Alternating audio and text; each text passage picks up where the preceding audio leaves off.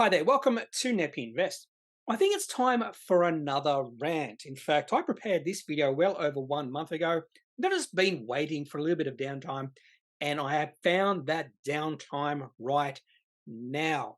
Now, rants are really good if you're not too stressful about what you're ranting about. That's definitely true, what I'll be talking about in today's video, and that is in relation to experts' opinions on what defines illiquidity. And I have become a little bit frustrated, and a good frustrated, when I have been listening to one of my favorite podcasts, The Core from Ausbiz. Now, this is one of my favorite podcasts because you get two experts together and they talk about 10 companies each and every trading day and whether they like that company or not. So you get a wide range of different experts on the ASX. And one of the problems I've noticed over the past few months is a lot of times experts will poo-poo a company simply because of liquidity issues. Now, whenever I hear this talk of, well, I don't really like this company, it's too illiquidly traded, and then I, notice the company, and then I look at the history of trading in that company, I go, no, there's no problems with liquidity when it comes to this company. And that's when I realized the expert's definition of illiquidity is completely different than my own definition. And I think there are a few reasons behind that. And I'll talk about the different definitions and some of the reasons why there is a bit of disconnect between how they, the experts, define illiquidity and how I define illiquidity. Now, if you've never listened to Ausbiz the Core, or even watch it, you can watch it at about midday every single trading day. I recommend it because you do get a lot of ideas and you also get a lot of thoughts about these different companies from all these different types of experts. And they have a variety of different experts on the Ausbiz the Core. So I highly recommend either listening or watching that show. But the rant today is all about how illiquidity it ain't when they're talking about some ASX companies. And I know ain't isn't proper English or good grammar, but I'm not a grammar Nazi. And to be honest with you, the whole way words become a part of everyday vernacular is if we just keep on using them. So I'm not sure if ain't is in the dictionary or not, but eventually it's going to be because people use it all the time.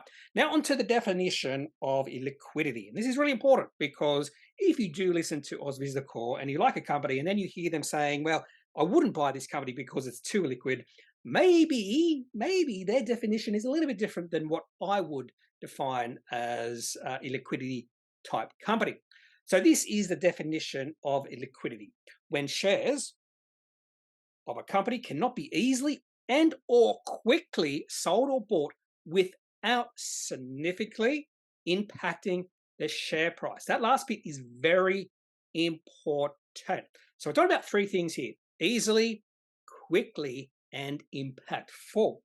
And the way the experts on Ausbiz the Core define illiquidity is quite a bit different than the way I define it, even though I think we are using the same sort of definition. So I'm going to be using the three words here that are very important when it comes to the definition: easily, quickly, and impactful. So impactful is quite easy to understand. It's all about if you do make a trade, will that significantly affect the share price up or down? Easily and quickly could be put into the same sort of basket because when it comes to easily, I think patience. So if I'm willing to put a trade in, and typically when I trade, it's a limit trade, it's not on market. And if I do put a trade in, I might be waiting a few weeks. That's okay because I'm patient. And it's funny enough, the experts tell us that we have to be patient as investors because it's all about the long term. And patience is really important when you talk about the long term. But I think their definition of patience and easily is a little bit different than mine. The other one is quickly. So when it comes to quickly, similar to patience, because we're talking about time, and patience is all about time. But when the experts talk about quickly, they're really referring to seconds. But I'm talking about weeks or even months, maybe not months, but definitely weeks. So there is a bit of a difference in terms of how we define time, the experts versus me. In the next two slides, I'm going to show you two different examples of companies that have been defined as being illiquid. The first company in this particular slide is a company that has been called illiquid by experts on the call. In fact, this company was a catalyst for me doing the video today. That company is CTI Logistics. In the next slide, I'll be showing you a company I personally define as being illiquid. And that company is called Transmetro Corporation. You able to see the massive differences between these two companies. Now, this is the trade history of CTI Logistics over the past month. And almost every single trading day, shares are traded in this company. Now, you might argue with me, looking at the volume. There are some days not many shares are traded. So on the 27th of June, 4 shares traded. 4th of July, 6 shares. 6th of July, 15 shares. But then the next day of trading, quite a few shares are traded. So more than likely, if you do put a limit order in, and I typically trade shares by putting limit orders, not on market trades. So if you do put a limit order in to buy or sell shares in this company, more than likely it's going to be hit within a 2, 3, or even a week long period. And to me, by my definition, that's not illiquid. And it all comes back to being patient, which tells me the experts on the call aren't patient enough. And I think there are reasons behind that. And I think all comes back to how long it takes for a trade to get through. And it seems like the experts on the call want trades to go through instantly, like Telstra, Commonwealth Bank. They want trades every single second. They're not willing to wait 1 hour or 2 hours for a trade to go through. So their definition of quickly is quite a bit different than me. My definition of quickly is in fact 1 week, and I'll talk about that in the next slide. The other thing to notice is the impact on the share price when trades are going through. So you don't see massive movements in CTI Logistics share price from day to day. So we have seen some days where share price goes up 4.5% or down 3.9%, but we're not seeing a massive 10% rise one day, 10% drop the next day. And that is a telltale sign, when you see that massive swings in share price from day to day, a telltale sign of a liquidly traded company. So in fact, the impact of trading on CTI Logistics is quite small, unlike the next company I'll be showing you, which is Transmetro Corporation.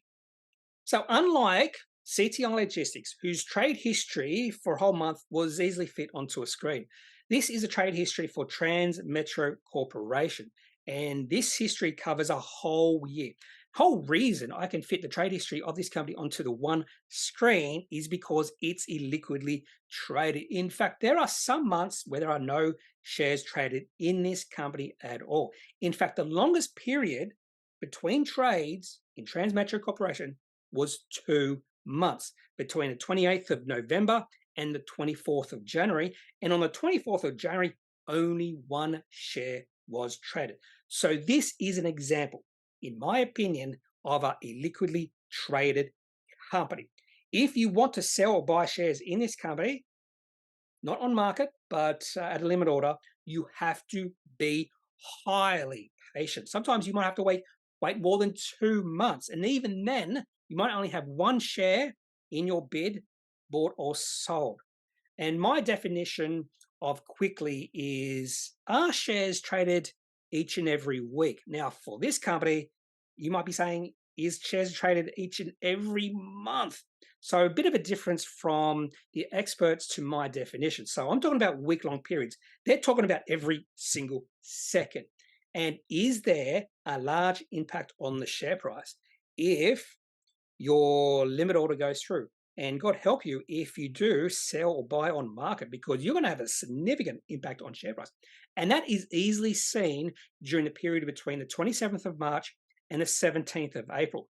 So there were shares traded on those there was 4 trading days between those 2 dates. And the share price moved from $1.30, in fact, $1.23, all the way up to $1.65. So the share price went up 33%, or a third, on 700 shares traded. The worth of those 700 shares traded was roughly $1,000.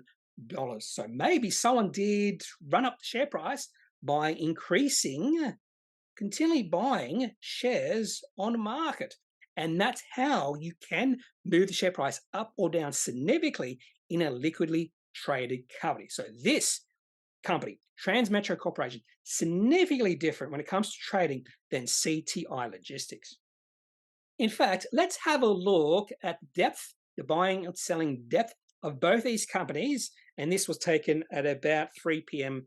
on the 26th of July. So on the left-hand side, we have CTI Logistics. On the right-hand side, Transmetro Corporation.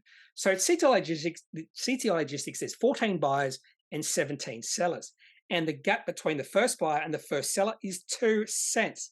So if there's a gap of only 2 cents, that does not equate, in my opinion, to a liquidly traded company. If you want to sell your shares in this company right now, you can sell your shares at $1.66, not down a lot by where the share price is currently right now at $1.67.5. Now compare that to Transmetro Corporation, a truly illiquidly traded company. So they have 6 buyers and 1 seller. And look at the gap between the buyer and the seller. There is a 27-cent gap. So the first buyer is at $1.71.5. The first seller, the only seller, at $1.98. And the volume for that seller is only 300 shares. So we're talking about $600 worth of shares. So just imagine you want to buy $5,000 worth of shares. Well, there's no one willing to sell the shares in this company right now. So you do have to be patient. And who knows when the next shares in this company are going to be traded? It could be tomorrow. It could be 2 days, a week, a month, 2 months. Who knows? 3 or 4 months from now. So CTI Logistics, in my opinion, is not an illiquidly traded company, but Transmetro Corporation most definitely is a highly illiquidly traded company. So why is there a difference between the way the experts and myself define illiquidity? And I did think about this for a while, and I came back with 2 possible reasons. And I am making quite a few assumptions here. So the first reason is around the background of the experts. So I'm assuming that a lot of the experts have a background when they first entered the industry of analyzing, trading the big cap companies on the ASX, like the CBAs, the Telstras, the Woolworths, the Wesfarmers, those sort of companies.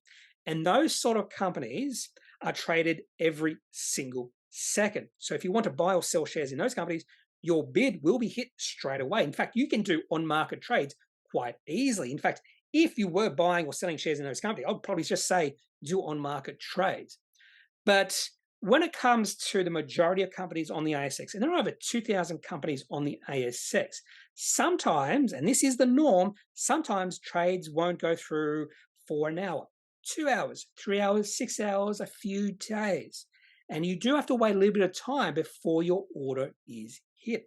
And that comes back to the second point, that if you do limit order trades, you do have to wait.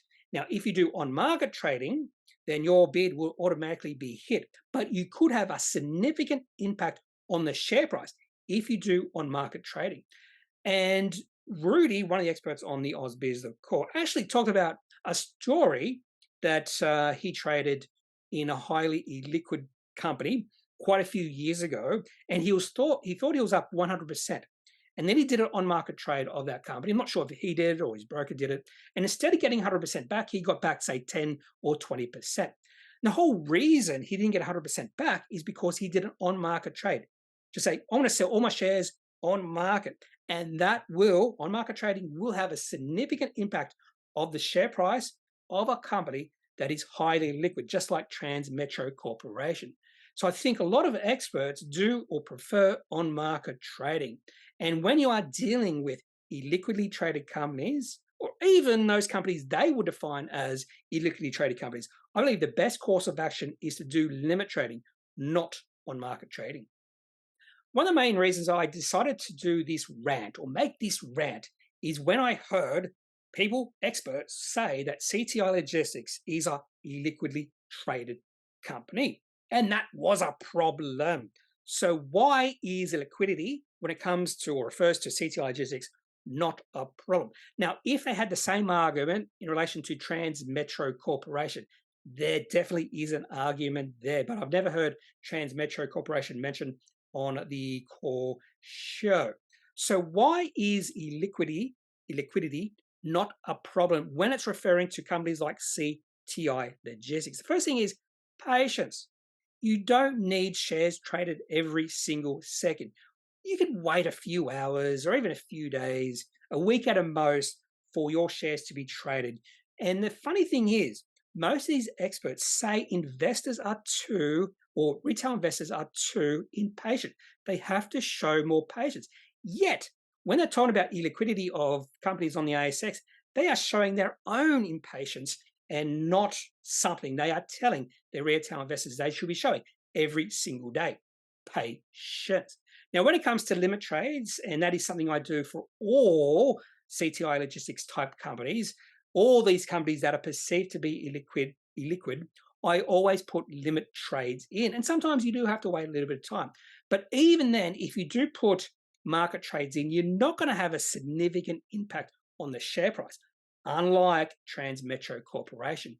And the main beef I have with all these experts, or most of these experts, and the hosts as well, is when they refer to illiquidity traded companies as lobster pots. They're not lobster pots. If you don't know what a lobster pot is, something that's easy to get into, hard to get out. That's absolute nonsense.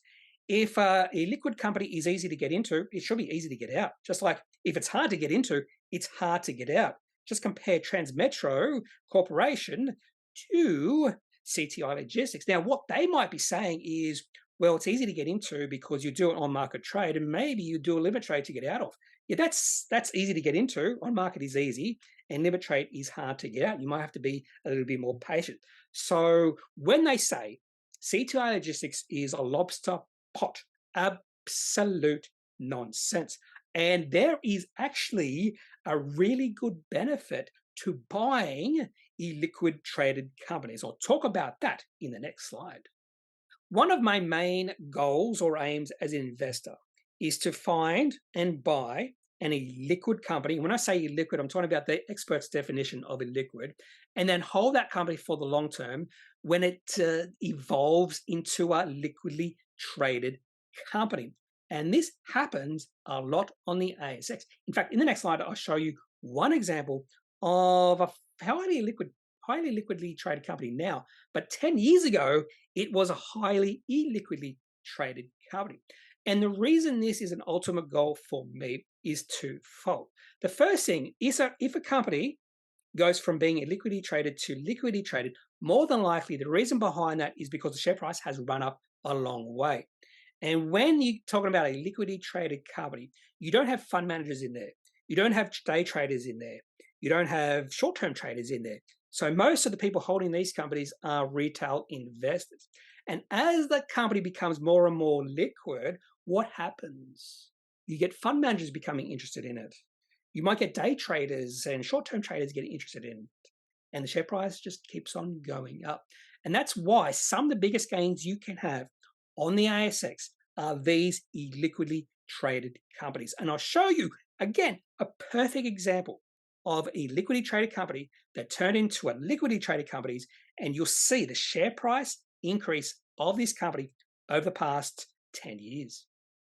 Let's go back in time to 2011, 2012, and look at the chart of a company on the ASX that would have been considered illiquid. And the share price of this company in the middle of 2011 was about 9 cents. And you can see the share price going down from the start of this period, which was 2009, all the way to the low in the middle of 2011 at 9 or 8 cents. And then the share price took off during late 2011 into 2012.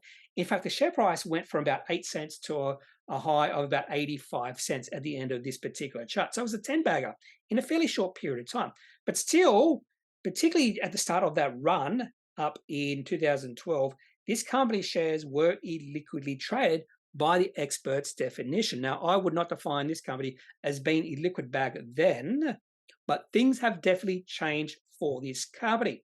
Now, this company is called Altium, and the share price of this company is $37.51. So yes, the share price of this company has risen from less than 10 cents to $37.51. Not only that, I'm looking at the company trading right now. There are 80 buyers on the buy side, 137 sellers on the sell side, And to be honest with you, if you look at the course of sales today, there are trades, every minute, multiple times every minute, there are trades.